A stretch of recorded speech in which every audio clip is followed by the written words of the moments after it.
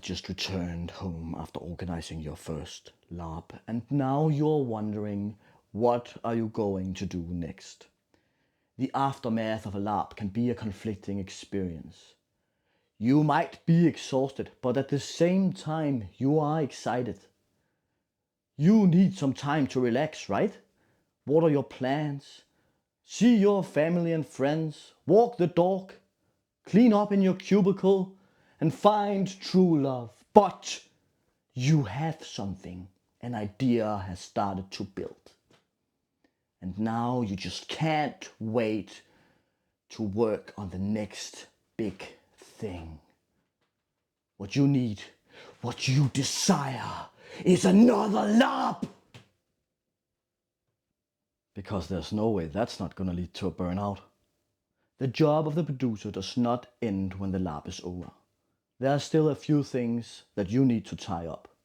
In this video, I'll give you an overview of the remaining tasks, the evaluation process, and how you can begin to think about the future.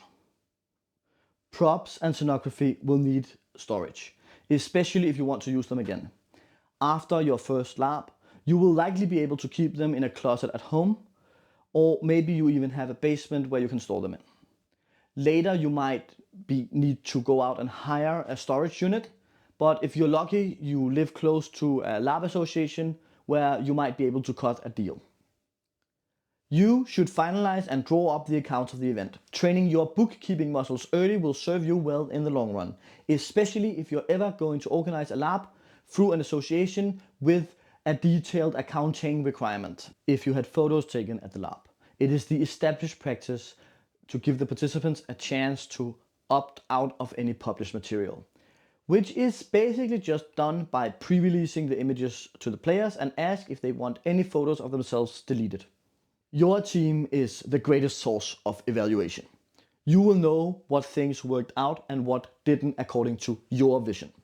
Make sure to have some structured internal feedback rounds and take some good notes so you can revisit the ideas if you make another Larp. With that being said, player feedback can also have great value.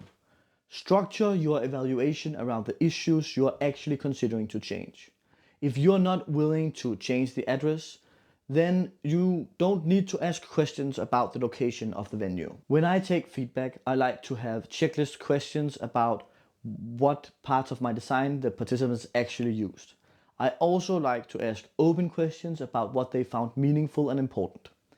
This framing can help me tidy up the design in the long run. Keeping a bit of communication going is a great way to build post-Larp trust and gain a few returning players. Sending a thank you message out is very good, and you should also be encouraging activity in your Discord server, Facebook group, or whatever social media platform you're using.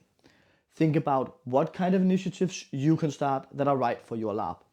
That could be stuff like share a favorite scene, send a letter to your character, or maybe even a compliment thread where players engage with each other.